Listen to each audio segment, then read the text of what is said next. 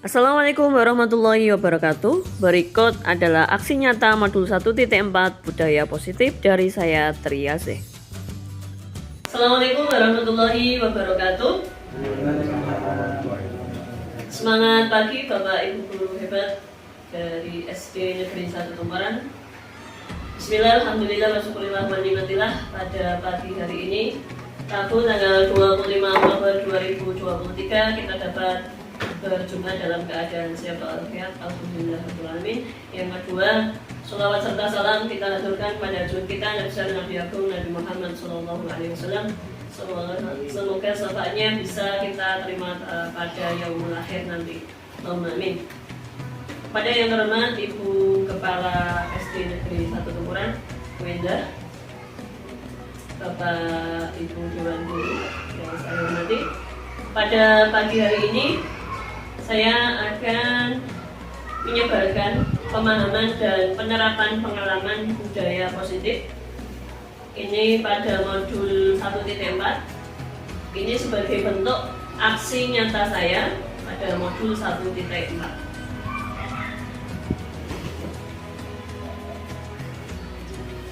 Konsep inti pada budaya positif di situ ada 8. Di antaranya yang pertama, perubahan paradigma belajar, yang kedua disiplin positif, yang ketiga nilai-nilai kebajikan, yang keempat kebutuhan dasar manusia, yang kelima motivasi perilaku, 6 posisi kontrol guru, 7 keyakinan kelas, dan yang terakhir tentang segitiga restitusi.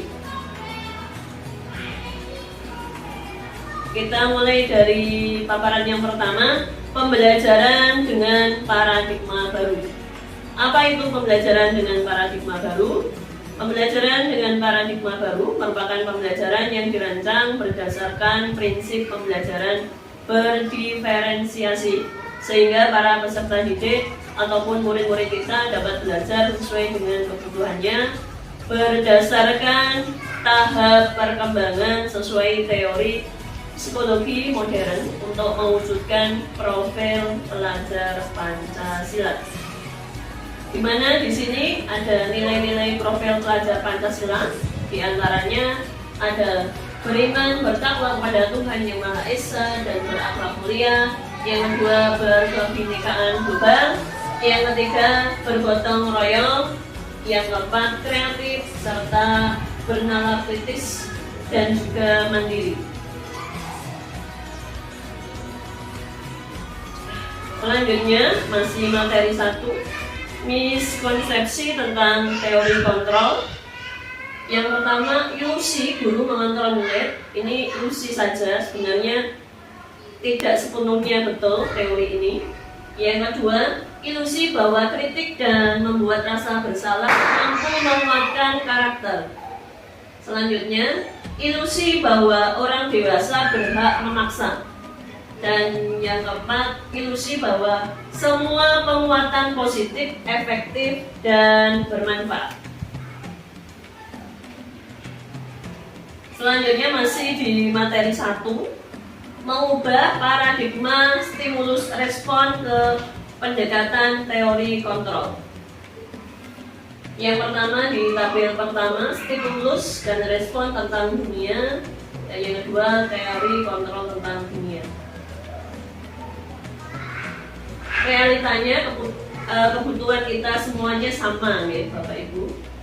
Selanjutnya teori kontrol tentang dunia, realita kebutuhan kita berbeda. Ini yang faktanya ada pada teori kontrol tentang dunia, bahwasanya kita mempunyai kebutuhan yang berbeda. Selanjutnya, semua orang melihat hal yang sama, padahal pada kenyataannya setiap orang memiliki gambaran yang berbeda. Yang ketiga, kita mencoba mengubah orang agar berpandangan sama dengan kita. Padahal faktanya kita berusaha memahami pandangan orang lain tentang dunia. Yang keempat, perilaku buruk dilihat sebagai suatu kesalahan, padahal nyatanya semua perilaku memiliki tujuan. Jadi setiap apa yang kita lakukan pasti punya tujuan, baik tujuannya itu bisa diflorkan maupun tidak. Selanjutnya pada kelima, orang lain bisa mengontrol saya, padahal kenyataannya hanya diri kita sendiri yang bisa mengontrol diri kita. Lanjut ke 6, saya bisa mengontrol orang lain, padahal kenyataannya Anda tidak bisa mengontrol orang lain. Jadi diri kita tidak bisa mengontrol orang lain. Dan yang ke-7, pemaksaan ada pada saat rujukan gagal. Nyatanya kolaborasi dan konsensus menciptakan pilihan-pilihan baru. Dan yang terakhir, model berpikir menang kalah, padahal yang benar model berpikir menang dan menang. Demikian mengubah paradigma stimulus respon ke pendekatan teori kontrol. Materi yang kedua, sesuai judul kita tadi, disiplin positif. Apa itu disiplin positif? Disiplin itu berasal dari kata disiplina yang artinya belajar. Disiplin mengacu pada disiplin diri yang memiliki tanggung jawab terhadap apa yang dilakukannya berdasarkan nilai-nilai apa yang diyakini. Disiplin positif merupakan salah satu cara penerapan disiplin yang bertujuan untuk menumbuhkan kesadaran serta memberdayakan peserta didik atau murid kita tanpa imbalan penghargaan atau reward, ancaman atau hukuman. Nah, kita sebagai pendidik, tujuan kita adalah menciptakan peserta didik ataupun murid-murid kita yang memiliki disiplin diri sehingga mereka berperilaku mengacu pada nilai-nilai kebajikan universal dan memiliki motivasi intrinsik dalam perubahan perilaku ke arah yang lebih baik. Jadi intinya disiplin positif itu bagaimana cara kita menumbuhkan motivasi intrinsik dalam diri murid tanpa kita memberikan penghargaan, tanpa kita memberikan ancaman, ataupun tanpa kita memberikan hukuman. Nah, nilai-nilai kebajikan apa yang harus kita pahami? Di antaranya nilai kebajikan itu apa? Nilai yang disepakati bersama, lepas dari suku bangsa kita, lepas dari agama kita, lepas dari latar belakang bahasa daerah kita maupun latar belakang lainnya. Contoh nilai kebajikan diantaranya profil pelajar Pancasila, beriman dan bertakwa kepada Tuhan Yang Maha Esa, berakhlak mulia, berkebinekaan global, gotong royong, mandiri, kreatif, dan bernalar kritis. Selanjutnya pada PYP, toleransi, rasa hormat, integritas, mandiri, menghargai, antusias, empati, keingintahuan, kreativitas, kerjasama, percaya diri, dan komitmen. Pada life skill, keterampilan hidup, di sini diantaranya nilai-nilai kebajikannya dapat dipercaya, lurus hati, pendengar yang aktif, tidak merendahkan orang lain, dan memberikan yang terbaik dari diri. Jadi ini beberapa contoh dari nilai-nilai kebajikan yang bisa kita motivasikan pada diri anak kita. Materi yang keempat, kebutuhan dasar manusia. Kebutuhan dasar manusia yaitu segala sesuatu yang kita lakukan untuk mendapatkan apa yang kita inginkan.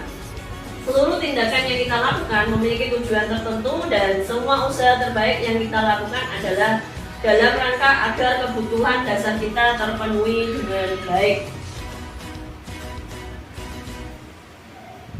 Berikut ini 5 kebutuhan dasar manusia, diantaranya bertahan hidup, kasih sayang dan rasa diterima, penguasaan, kebebasan, kesenangan, dan di bawahnya ada contohnya, misalnya pada bertahan hidup, di situ ada makanan, pakaian, tempat tinggal, keamanan, kesehatan. Selanjutnya pada kasih sayang dan rasa ingin diterima, dipedulikan, berbagi, kerjasama, menjadi bagian dalam suatu kelompok. Penguasaan, contohnya harga diri, keinginan untuk dianggap, memimpin. berprestasi, diakui, didengar. Kebebasan contohnya mandiri, memiliki pilihan, mencoba hal baru, mampu mengendalikan arah dirinya, serta pada kebutuhan dasar kesenangan, bermain, humor, antusiasme, serta tertawa. Materi kelima, motivasi perilaku manusia. Nah, di sini yang merah-merah ini, guys, motivasi ada ekstrinsik maupun intrinsik. Kalau ekstrinsik sudah kita pahami bersama, untuk menghindari ketidaknyamanan ataupun hukuman, serta untuk mendapatkan imbalan atau penghargaan dari orang lain. Sedangkan kalau motivasi intrinsik, untuk menjadi orang yang mereka inginkan, dalam artian apa yang kita inginkan, jadi kembali ke diri sendiri, ingin dihargai dengan nilai-nilai yang kita percaya sendiri. Itu kalau motivasi intrinsik. Yang keenam ini 5 posisi kontrol guru. Kita sebagai guru, kontrolnya ada 5. Yang pertama, guru memiliki posisi kontrol sebagai penghukum, pembuat rasa bersalah, teman, manajer, pemantau. Nah, di antara 5 posisi kontrol ini yang paling ideal yang ditekankan adalah sebagai manajer, bukan sebagai penghukum, bukan sebagai pembuat rasa bersalah, bukan sebagai teman, bukan sebagai pemantau.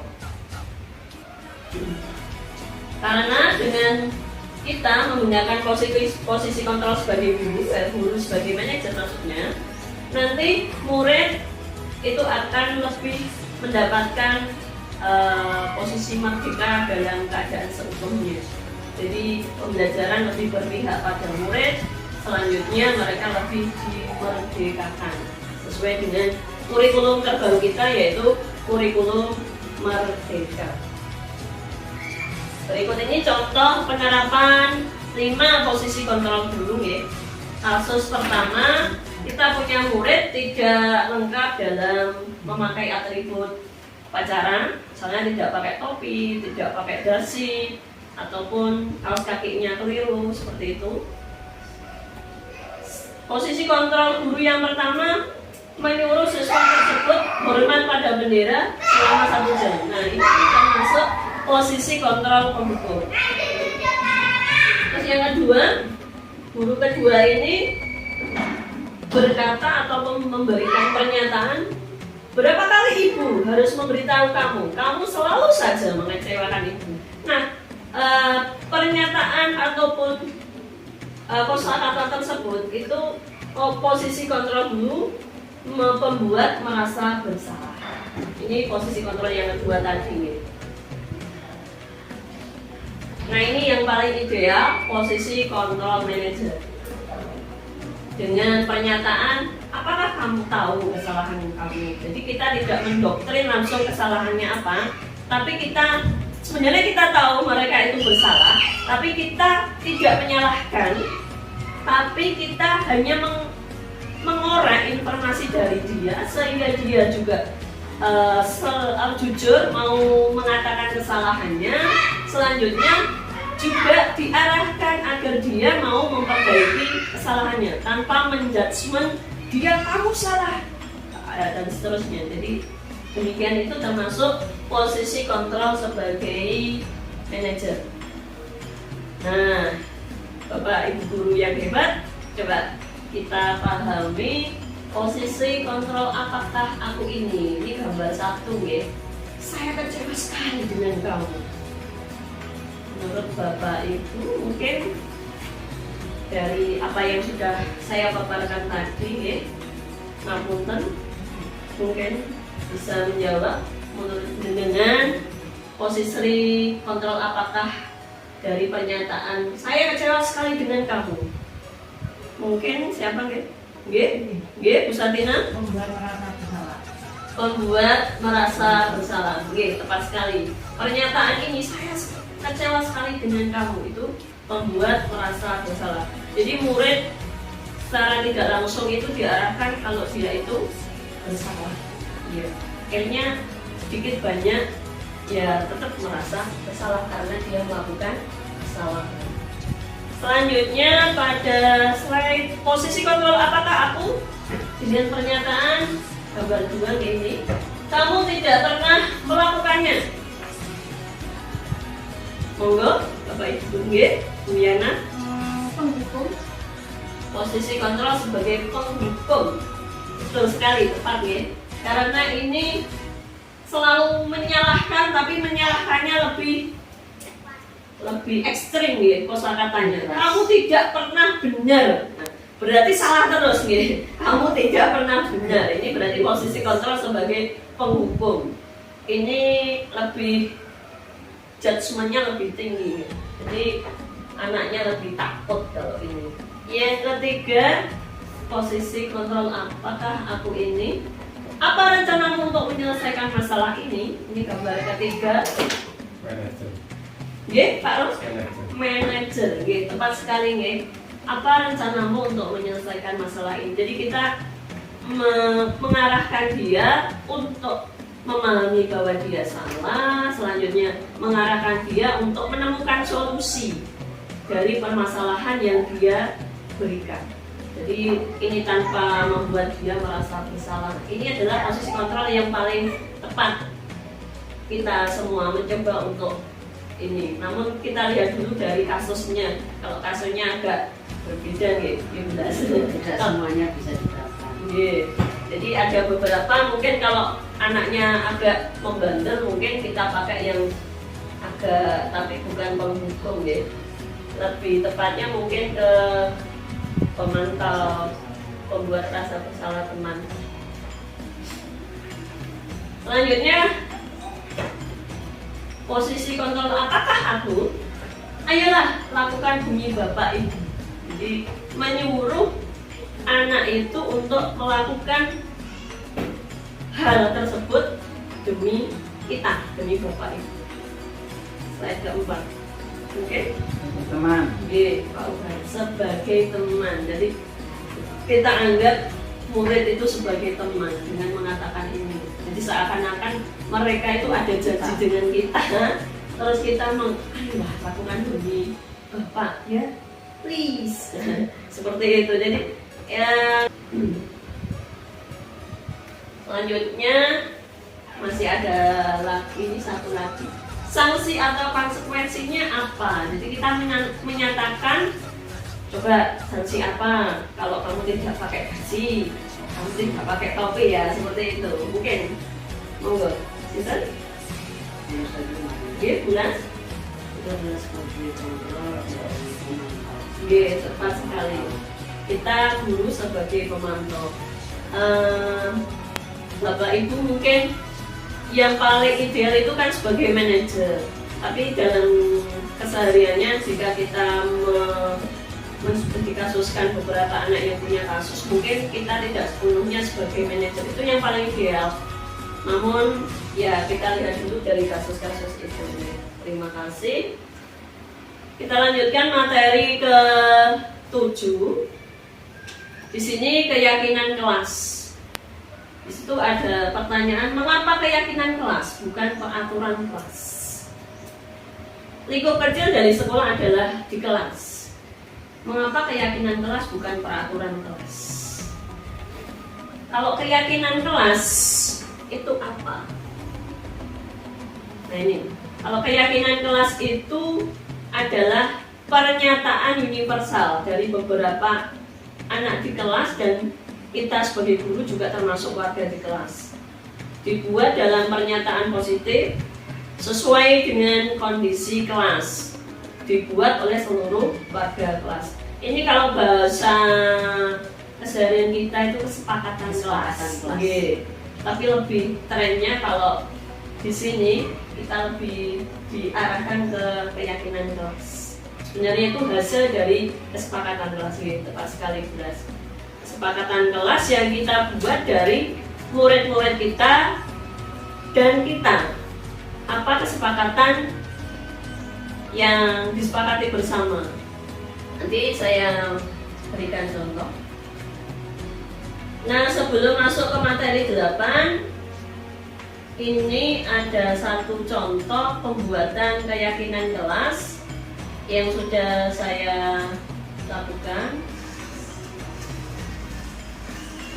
Nah, berikut ini contoh Kering.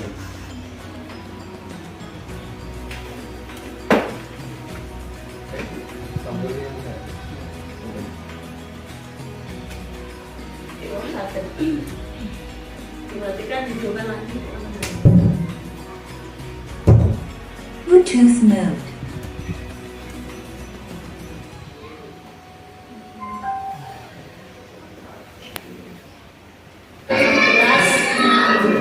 Apa saja yang mana yang boleh dan mana yang tidak boleh kalian lakukan. Bisa juga kalian juga kalian aja saya juga. Ada yang sudah punya undang-undang sudah tentunya. Undang-undangnya silakan dituangkan di kertas yang warna kuning ya. Silakan ditulis di situ. Setiap lembar juga satu hal yang menurut kalian itu boleh atau tidak. Siap?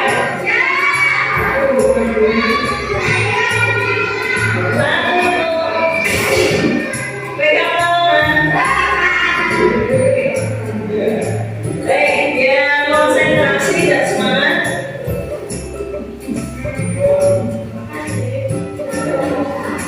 Kita main ice breaking. Apa? Masih ingat ice breaking yang biasanya kita lakukan ya semangat? Yang pertama ini memberikan informasi tentang kegiatan kelas kita.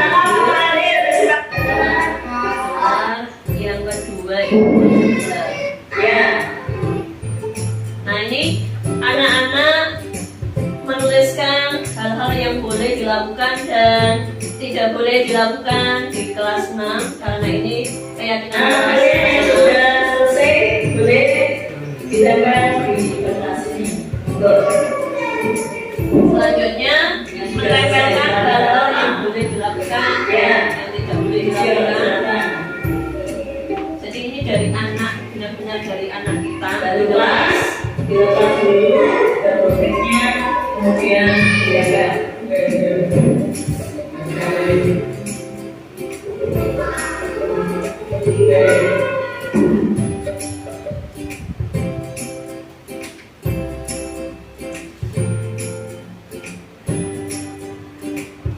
Kita bisa menggunakan kertas seadanya dengan bantuan bubble tip untuk menempelkannya. Ini langkah yang ketiga nih.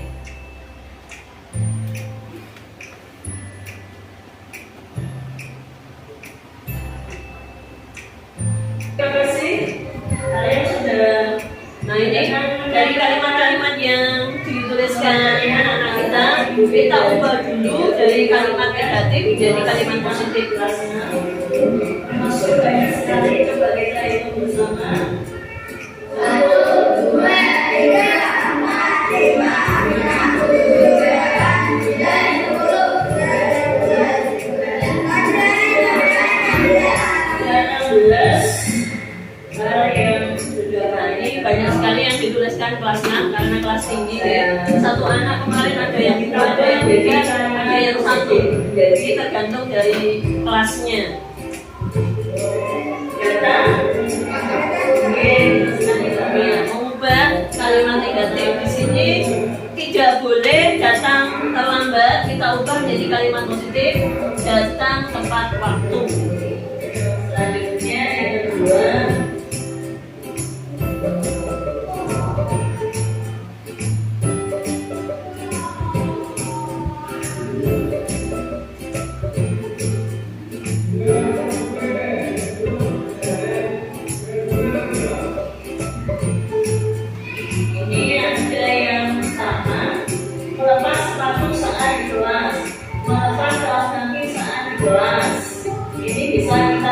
Jadikan sama. Ini juga mengelompokkan mungkin ada kalimat yang sama, intinya bisa kita jadikan satu kalimatnya biar tidak terlalu banyak.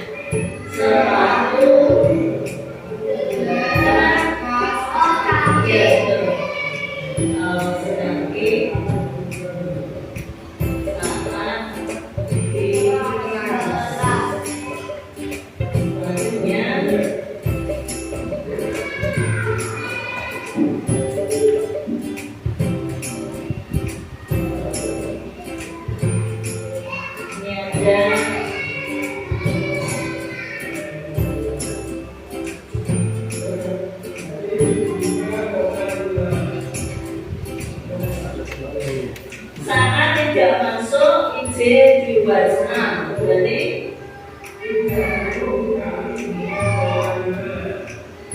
kedua yang sama, keluar kelas izin, tidak masuk izin. Saya jadikan 1 menjadi saat keluar ataupun tidak masuk sekolah harus izin. Karena sekarang sudah zamannya online, kita dapat menggunakan sarana WhatsApp, grup ataupun Japri.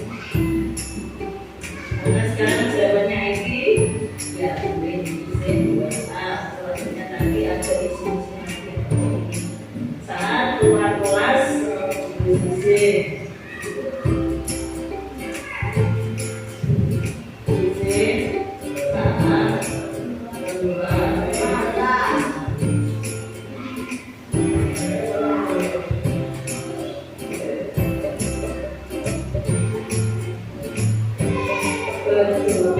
Sebelum dan sesudah pembelajaran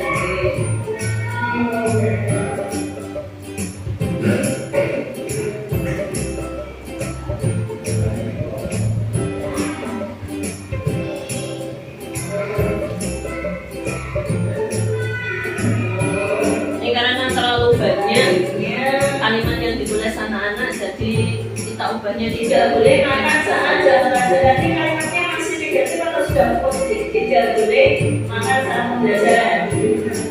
Negatif berarti diubah menjadi kalimat positif, menjadi ya kita ubah menjadi kalimat positif.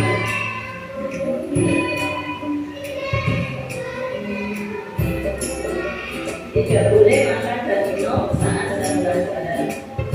Kalau kelas tinggi, kita bisa mengajak murid kita untuk mengubahnya ya. Kalau kelas rendah mungkin tidak sepenuhnya, mungkin lebih kontrolnya ke bapak ibu guru.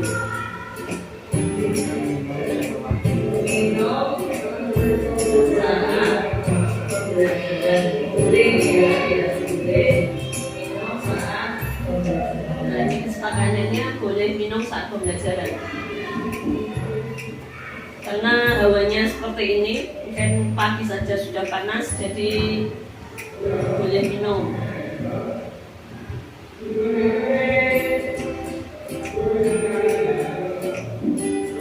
Ini ada mengikuti pembelajaran.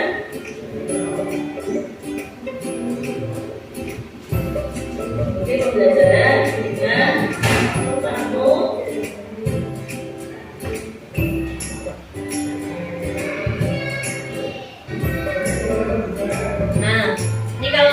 Ubah, kita lanjutkan yang langkah kelima, mengidentifikasi nilai-nilai dasar, nilai kebajikan yang mendasari kalimat tersebut. Sambil kita kerucutkan, itu ada 10, hasil akhirnya nanti mengerucut menjadi 7. Itu termasuk menjaga kebersihan kelas atau tidak? Berarti kita lebih condong tulis menjaga kebersihan kelas, boleh ya berarti? Boleh, berarti menjaga kebersihan kelas.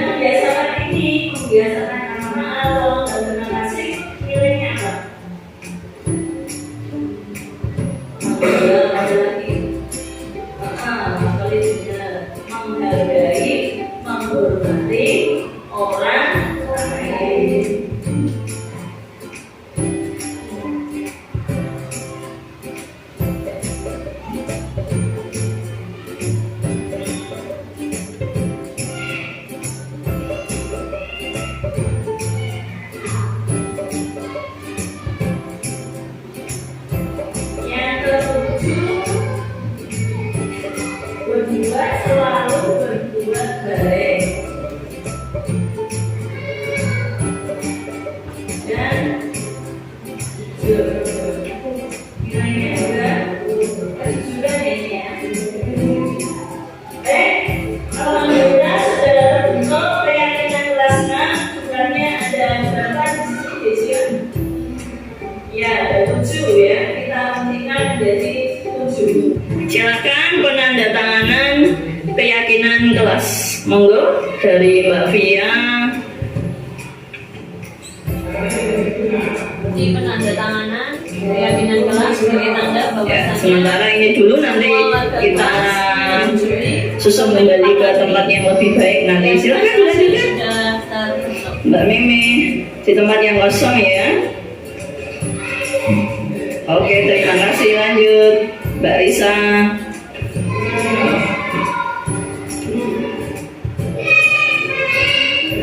Lanjut Cik Cion.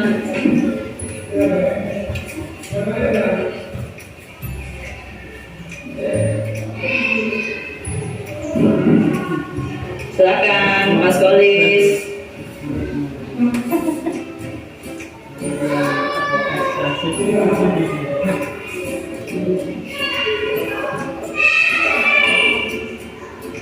Dilanjut belakangnya ada Mas Alfan. Silakan.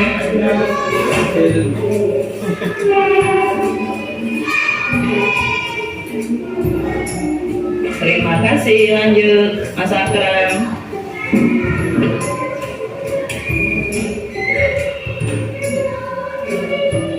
Selanjutnya Mas Glendi.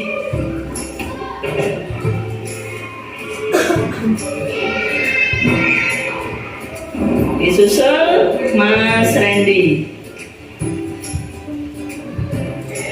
Karena saya juga sebagai warga kelas, saya berhak juga untuk tanda tangan di sini, ya. Saya minta tolong Mas pinjam spidolnya, Mas.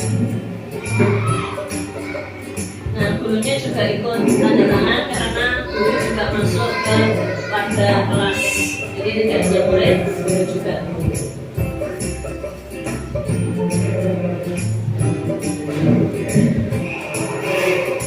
Keyakinan kelas 6. 1. Datang tepat waktu. Nilai disiplin. Menjaga kebersihan kelas. Nilai kebersihan. 3. Selalu disiplin saat tidak masuk ataupun keluar kelas. Nilai disiplin. Berdoa sebelum dan sesudah pembelajaran. Nilai religius.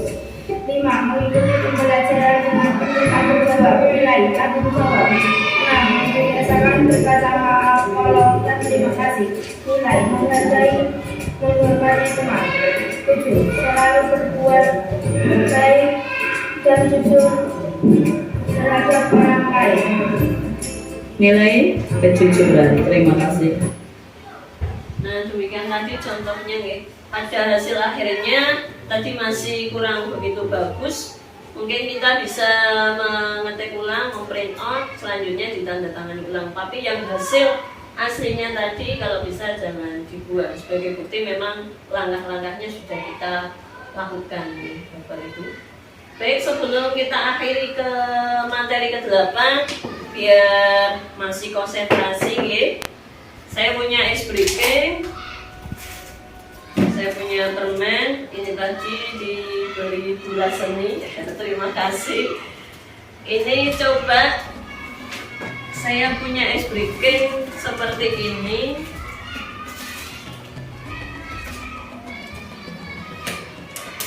Perintahnya adalah saya bilang saya tepuk, Bapak Ibu Guru, saya minta untuk tepuk. Kalau saya bilang meja berarti pegang meja begini. Kalau saya bilang ambil, berarti ambil permennya, ya. Konsentrasi, fokus, fokus, fokus. Tepuk, tepuk, meja, tepuk, ambil. Wah, berbagi, Pak. Kalian dapat paling banyak ini.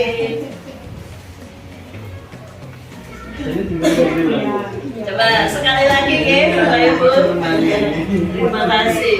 Ini kalau kita coba ke anak-anaknya juga agresif, ternyata Bapak Ibu gurunya juga antusias, ya. Konsentrasi, fokus, fokus, fokus. Tepuk, tepuk, tepuk, meja, tepuk, tepuk, meja.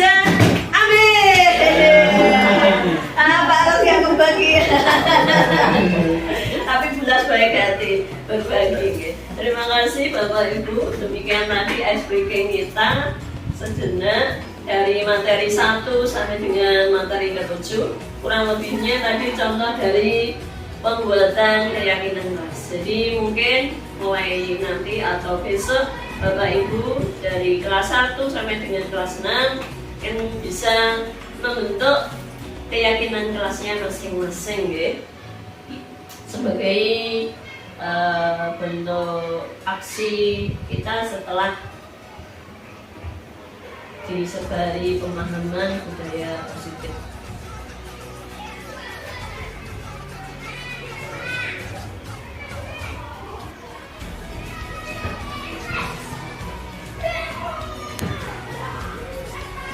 Materi ke-8 ada segitiga restitusi. Sebelumnya ini saya mohon maaf ya Bapak Ibu, materi ini sebenarnya sangat banyak sekali di modul 1.4, tapi saya mempatkan hanya kurang lebih 30 slide dan tulisannya agak saya besarkan, jadi slide-nya agak banyak. Sebenarnya kalau lebih rinci sangat banyak sekali. Segitiga restitusi adalah suatu proses dialog yang dijalankan oleh guru agar dapat menghasilkan murid yang mandiri dan bertanggung jawab. Pada langkah segitiga restitusi ini dilakukan seorang posisi kontrol guru yang paling ideal tadi. Kenapa? Wow. Manajer. Tepat sekali sebenarnya.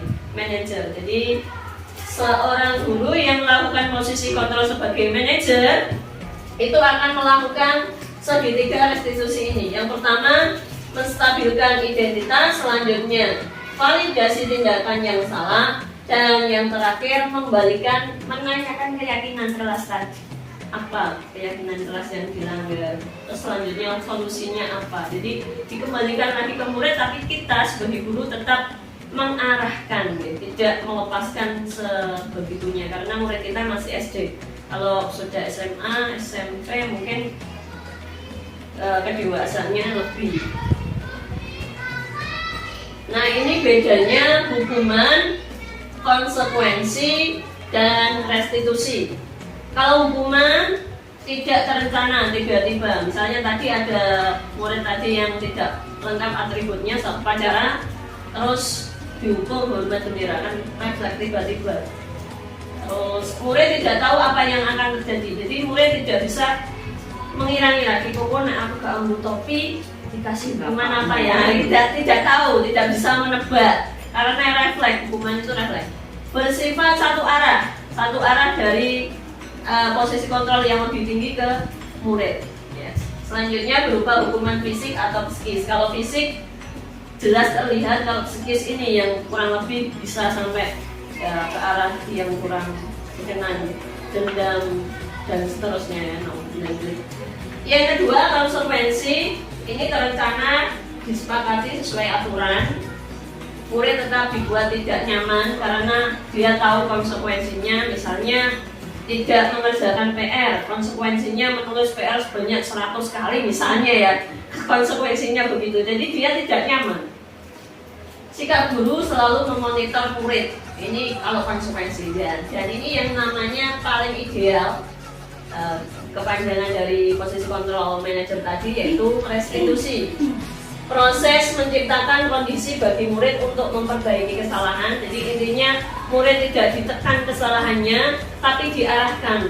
Intinya dia tahu dia salah, selanjutnya diarahkan soal keyakinan kelas yang salah itu apa, dan memberikan mengarahkan dia untuk menemukan solusinya. Kalau restitusi sebagai proses kolaboratif yang mengajarkan murid untuk mencari solusi sendiri. Jadi kita hanya mengarahkan saja. Pada segitiga restitusi tadi, yang pertama ada menstabilkan identitas. Menstabilkan identitas itu berdasarkan prinsip membuat kesalahan adalah bagian dari proses pembelajaran. Selanjutnya, berbuat salah itu wajar. Ini kosakata yang mungkin kita ucapkan saat kita melakukan langkah menstabilkan identitas. Berbuat salah itu wajar. Jadi setiap manusia itu pernah berbuat salah. Tidak ada manusia yang sempurna. Ibu bapak juga pernah melakukan itu, mungkin seperti itu. Pernyataan-pernyataan yang bisa kita ucapkan saat melakukan langkah menstabilkan identitas. Ibu bapak tidak mau mencari siapa yang salah, tetapi ingin mencari solusi dari permasalahan ini. Jadi titik fokusnya itu solusi. Kamu berhak merasa begitu, merasa dihubungi misalnya dengan temannya. Nah, nanti juga ada video sebagai contoh. Langkah yang kedua, validasi tindakan yang salah itu berdasarkan prinsip setiap perilaku berupaya memenuhi suatu kebutuhan tertentu. Karena manusia tadi pasti punya kebutuhan, ya. Ini pernyataan yang bisa kita ucapkan. Kamu pasti punya alasan mengapa melakukan hal itu. Padahal kamu bisa melakukan yang lebih buruk. Kamu patut bangga karena telah melindungi sesuatu yang penting buatmu. Kamu melakukannya karena mempertahankan sesuatu yang penting bagimu. Seperti itu. Yang ketiga, langkah menanyakan keyakinan. Maksudnya ini bukan keyakinan agama ya, tapi kembali ke keyakinan kelas tadi. Berdasarkan prinsip teori kontrol bahwa pada dasarnya kita termotivasi secara intrinsik. Jadi intinya nilai kebajikan apa yang ada di hatinya itu sebagai motivasi dia mengakui kesalahannya, mengarahkan ke solusinya, seperti itu. Apa keyakinan kelas kita? Nilai-nilai apa yang telah disepakati? Seperti apa gambaran sebuah kelas yang ideal menurut kamu? Kamu ingin menjadi orang yang seperti apa? Jadi kita bisa menanyakan atau memberikan pernyataan tersebut. Nah, sebelum ke penutup, ini saya ada contoh penerapan segitiga restitusi.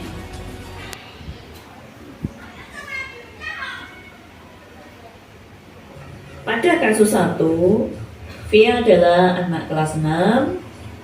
Dia tidak terima pekerjaannya dicontek oleh temannya yang bernama Randy.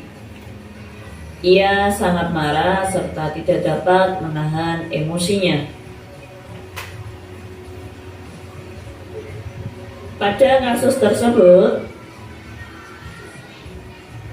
inilah Via. Tadi ibu dalam langkah pertama menstabilkan identitas.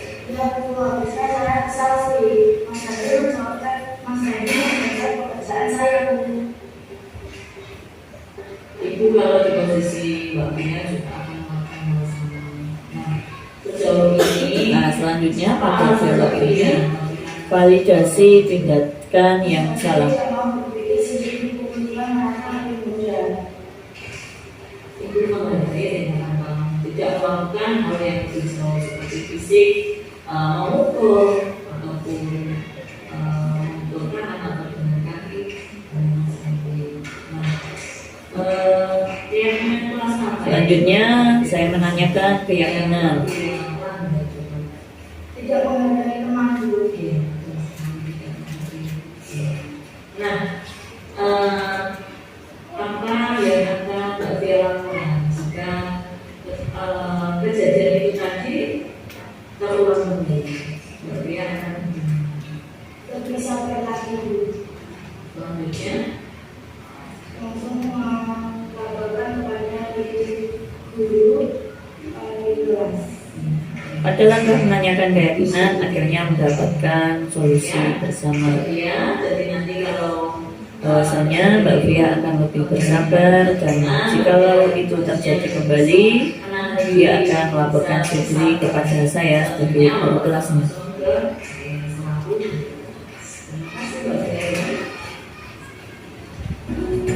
Pada kasus kedua, Mas Alfa, siswa kelas 6, ia suka begadang bermain game. Hal ini membuat dia lupa waktu. Ia sering tidur malam jam 23 atau bahkan lebih daripada jam tersebut. Akhirnya ia terbangun pagi pukul 7 atau bahkan lebih. Mas Alfa akhirnya terlambat masuk sekolah. Datang terlambat ya? Langkah pertama saya stabilkan identitas. Lumayan banyak ya. Itu manusiawi sekali kalau namun coba kita lihat bersama solusinya ya. Coba Tindakan selanjutnya yaitu tindakan yang salah. Saya mencari alasan dasar mengapa bos datang terlambat. Terlihat sekali bahwasanya Mas Alfa sangat nyaman coaching saya. Karena saya menanyakan baiknya gimana mendapatkan solusi, dia akan berbenah, mengurangi bermain game dan tidur lebih awal, sehingga bangunnya juga akan lebih pagi dan dia tidak terlambat masuk ke sekolah dan tidak ketinggalan banyak pelajaran.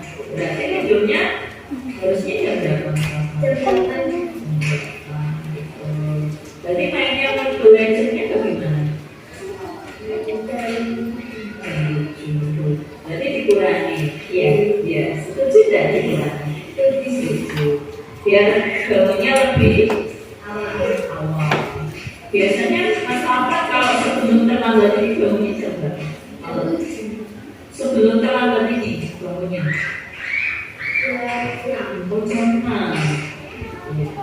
Jadi Mas Alfa biar tidak terlambat sekolah, bangunnya lebih awal. Kalau lebih awal berarti tidurnya juga harus lebih awal.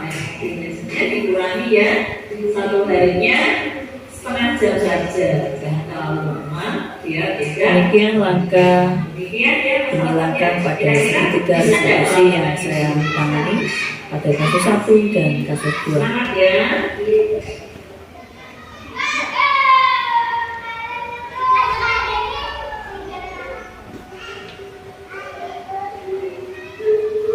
Demikian tadi contoh dari penerapan segitiga restitusi dari 2 kasus. Yang pertama kasusnya tadi adalah Mbak Pia tidak terima apa yang dikerjakan selalu dicontek oleh Mas Randy. Dia marah sampai mengubrak-ubrak meja seperti orang kesurupan. Langkahnya segitiga restitusi seperti dicontoh tadi. Yang kedua Mas Alfa 1 minggu itu terlambat sampai 5 kali ya. Akhirnya saya pakai kasus 2 dari Mas Alfa dan segitiga restitusi. Sebelumnya juga sebelum ke slide terakhir, slide penutup. Ini ada sesi tanya jawab. Mungkin Bapak Ibu punya pertanyaan yang terkait dengan penanganan budaya positif. Monggo. Saya Bu Asih. Monggo belas nih. Saya sebagai guru kelas 1 mempunyai permasalahan yang berkaitan dengan pembuatan keyakinan. Yang pertama, kelas 1 itu belum mampu merangkai kata, apalagi berpikir secara seperti itu. Kadang menulis saja juga masih susah, membaca masih susah. Yang kedua, anak kelas 1 itu segala sesuatunya masih sangat tergantung dengan orang tua. Bahkan ada wali murid itu yang sampai nunjuk anaknya seperti ini. Kemudian untuk pembuatan keyakinan kelas seperti yang dicontohkan tadi, anak dikasih kertas disuruh menulis apa yang bisa dilakukan bulan itu, sehingga itu nanti bisa dirangkai menjadi kesepakatan bersama yang dilaksanakan oleh guru dengan siswa. Tapi ini berkaitan dengan kelas 1 dengan permasalahan yang saya sampaikan tadi. Anak belum bisa merangkai kata, anak belum bisa berpikir seperti kelas atas. Apakah bisa atau apakah boleh kalau pembuatan keyakinan kelas yang seharusnya itu kita bikin hanya dengan guru dan siswa, itu kita libatkan wali murid. Karena apapun yang terjadi yang saya alami sebagai guru kelas 1, segala sesuatunya untuk kelas saya itu harus makmur dengan wali murid. Karena anak itu seperti terserah wali murid. Datang jam berapa itu kalau kita sepakat, wali murid juga gitu kan, kalau tidak juga bisa berjalan karena masih sangat tergantung pada Demikian saja yang saya tanyakan. Jadi sekali lagi, bolehkah dalam pembuatan keyakinan kelas itu kita melibatkan wali murid? Terima kasih. Terima kasih atas pertanyaannya guys di sini. Kurang lebihnya ada intinya pada pembuatan keyakinan kelas pada kelas 1, karena kelas 1 kurang mandiri guys. Dalam artian mereka membaca dan menulisnya juga ada yang kurang begitu lancar. Kalau disuruh hanya dikasih kertas langsung menulis mungkin sangat butuh bantuan dari guru terutama. Tadi diarahkan ke wali murid ini, pada aturan pembuatan keyakinan kelas itu tadi sudah tertera jelas di situ hanya warga kelas. Kalau warga kelas berarti guru jenengan berarti dan siswa saja. Jadi wali murid tidak boleh untuk ikut-ikutan ya. Jadi kesepakatan antara guru dan murid. Nah untuk teknisnya karena memang kelas rendah ya, kelas 1 arah Anda, maksudnya dalam artian dari TK adaptasi ke SD kelas 1 juga perlu adaptasi. Di sini mungkin begini ya, dikasih kertas tapi ada arahan dari jenengan. Jadi nanti misalnya Angel misalnya, coba sampean punya apa yang boleh dilakukan di kelas 1 atau yang tidak boleh dilakukan di kelas 1. Jadi diarahkan sedikit demi sedikit. Misalnya Angel itu kan sudah nulisnya sudah sangat lancar, bacanya juga sangat lancar. Nggak boleh buang sampah sembarangan bun, silakan ditulis, bisa mandiri. Misalnya yang kurang mandiri sih yang paling mandiri akal. Oh akal. Tapi kalau nulis pun harus masih diketik dan api.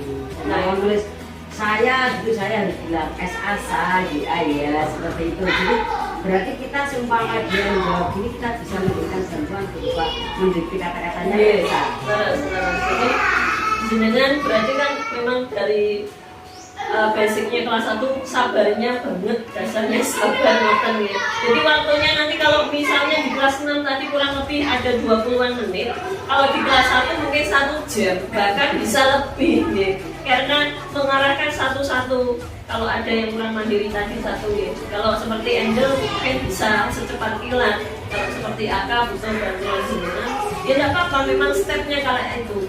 Dari situ nanti tetap akan bisa terbentuk walaupun waktunya lebih panjang. Jadi jenengan tetap mengarahkan, mendampingi, mereka juga nanti akan merasa ya lebih dekat dengan. Terus lagi biasanya yang saya tanyakan, apakah kesepakatan kelas itu boleh kita sampaikan ke wali murid? Sangat boleh sekali. Karena nanti kita kan punya grup paguyuban ya, baik paguyuban kelas 1, kelas 2 sampai dengan kelas 6. Kesepakatan kelas itu bisa di situ. Jadi mungkin kalau anaknya sebagai murid lupa, nanti Bapak Ibu bisa mengingatkan, oh ini keyakinan kelas, kamu datangnya nanti terlambat, dan keyakinan kelas ini yang penting. Jadi saling mengingatkan. Kita berkolaborasi dengan Bapak Ibu. Terima kasih Bu. Terima kasih banyak. Pak Bulan, monggo. Hanya Bu. Saya yang bertanyakan adalah masalah teknik manajerial ketika ada siswa yang melanggar perjanjian kelas mereka. Contohkan tadi ada Mas Alfat yang sering terlambat 5 hari dalam 1 minggu. Kemudian oleh guru sudah dilakukan teknik manajerial, acuannya adalah agar kembali ke seperti perjanjian kelasnya, jadi tidak keluar di situ. Nah, yang ingin saya tanyakan adalah, misalkan di minggu selanjutnya Mas Alfat itu terlambat lagi, sehingga menyalahi perjanjian kelas. Nah, pertanyaannya, trik apa yang akan kita berikan? Mungkin ada dengan kesalahan yang sama. Tadi kan yang tahap pertama kita sudah melakukan seperti Journaling lagi. Nah, kalau dia mengulangi telat lagi itu yang baik itu metodenya seperti itu. Terima kasih. Terima kasih banyak Pak Uhan atas pertanyaannya. Kurang lebihnya inti pertanyaan dari Pak Uhan, jikalau ada suatu kasus terhadap satu anak tapi diulang lagi pada minggu berikutnya atau bahkan berkali-kali, kalau kita tetap menggunakan posisi control manager, ya kita dengan sabar tetap memproses seperti tadi.